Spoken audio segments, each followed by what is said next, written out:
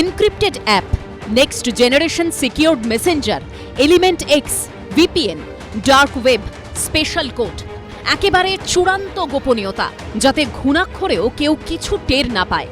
STF সূত্রে দাবি, পাকিস্তানে বসে থাকা হ্যান্ডলার এবং জঙ্গি গোষ্ঠীর মাথাদের সঙ্গে কথা বলতে এসবেরই সাহায্য নিয়েছিল বর্ধমান থেকে ধৃত জঙ্গি হামিম মণ্ডল।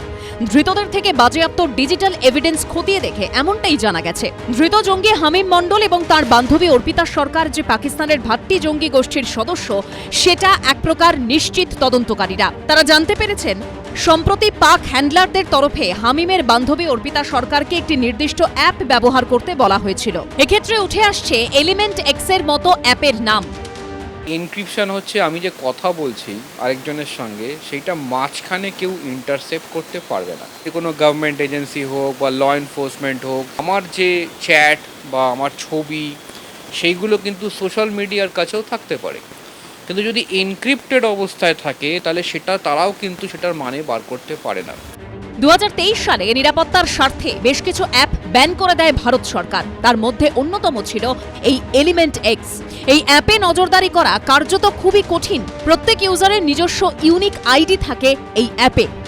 এলিমেন্ট এক্সের high performance next generation secure messenger এতটাই হাইলি পাওয়ারফুল, যেটাকে ভাঙা খুব কঠিন হয়ে যায়।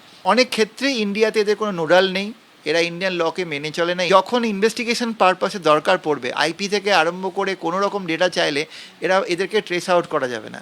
এই কারণগুলোর জন্য টেরোরিস্টরা বা এই ধরনের মানুষরা এই ধরনের জিনিসগুলোকে ব্যবহার করে।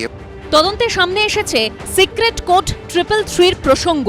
পাকিস্তানের কুখ্যাত গ্যাংস্টার শাহজাদ ভাট্টি অতীতে একজন সোশ্যাল মিডিয়া ইনফ্লুয়েন্সার ছিল। একসময় সে এই 333 কোড ব্যবহার করত।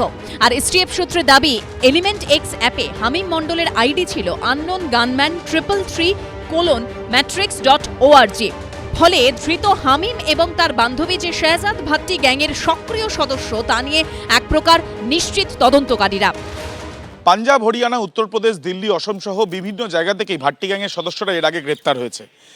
তাদেরকে জিজ্ঞাসাবাদ করে যে তথ্য পাওয়া গিয়েছে এবং বর্তমানে হামিমকে জিজ্ঞাসাবাদ করে এবং তার বিভিন্ন ডিজিটাল এভিডেন্স যেগুলো উদ্ধার করা হয়েছে সেগুলো খতিয়ে দেখে যেটা জানা যাচ্ছে, এই ভাট্টি গ্যাং বিশেষ 333 কোড ব্যবহার করে। গোয়েন্দাদের বক্তব্য, হামিম মণ্ডল ও তার বান্ধবী অর্পিতার গ্রেপ্তারির পর একটা বিষয় পরিষ্কার, জঙ্গি নেটওয়ার্ক তৈরির ক্ষেত্রে ভারতের জঙ্গিরা এখনও সক্রিয়। কোথায় কোথায় গা ঢাকা দিয়ে রয়েছে তারা, কিভাবে কাজ করছে, সেই চক্রের পর্দাফাঁস করতেই এখন তৎপর গোয়েন্দারা। আবির দত্তর রিপোর্ট, এবিপি আনন্দ, কলকাতা। এবিপি আনন্দ, এগিয়ে থাকে, এগিয়ে রাখে।